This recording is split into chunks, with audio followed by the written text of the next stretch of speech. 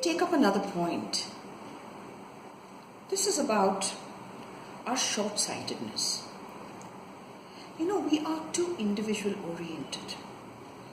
Even with so much population in this world, we continue to be self-oriented. We concentrate on the small I much more.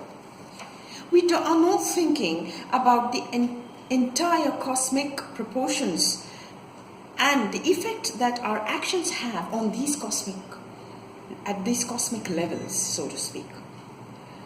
Every individual is so self-centered and so bothered about his small little life and the small little place and the small little point of time and in the small space on this planet. And the planet itself is a small little planet in the vast cosmos. They say you can't even see it, if you look up at a particular section of the sky. So huge is the cosmos. In that situation, what happens is that we are not really thinking way ahead. We are just living as individual souls, small souls.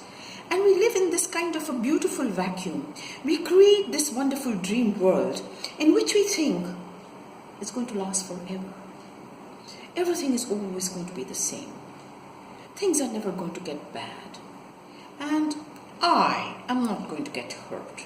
Maybe somebody else is getting hurt, but I am not going to get hurt. And because of this very smooth thinking, narrow way of thinking, we are not able to project what every act of ours is going to have an effect on the general atmosphere of this earth, on the general environment, and how we are affecting the different entities that are there. We have to start to learn to think a little more big, a little more expanded. We have to project our thoughts on a larger canvas called the cosmos and see where we exactly fit in and how our every action affects the entire network of the systems that is there. Because we are having these systems at different levels. You see, we are an individual, and then there is this outer nature, and then there is the bigger planet, and then there is the solar system, and then we have the environment of the cosmos. And this little small being over here who acts in a particular way completely goes and upsets everything else.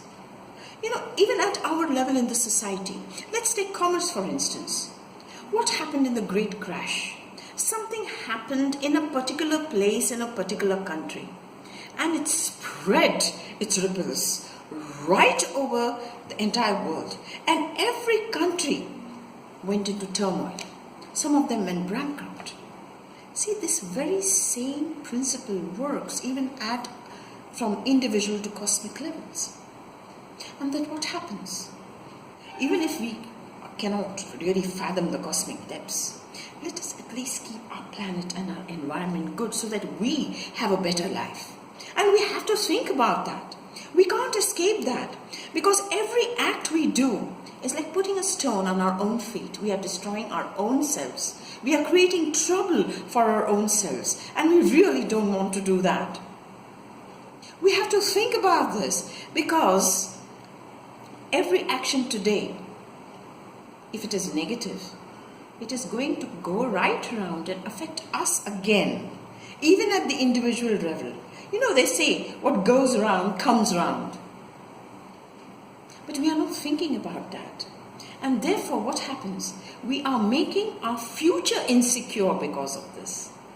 And when our future becomes insecure because of our present acts, now I think that is a kind of foolishness we don't want to indulge in.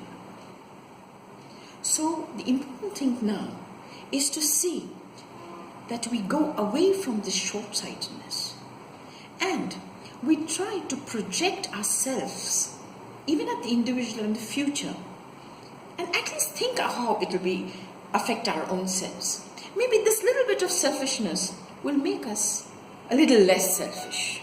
Let's hope so. Let's start being a little less individualistic right now.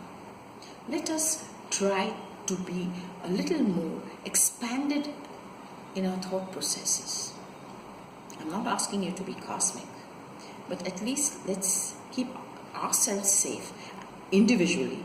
In the process, we will keep the human race safe. And of course, the other entities on this planet as well. Let's see how we can do this. All of us should be doing this. Let's start doing it today. Okay?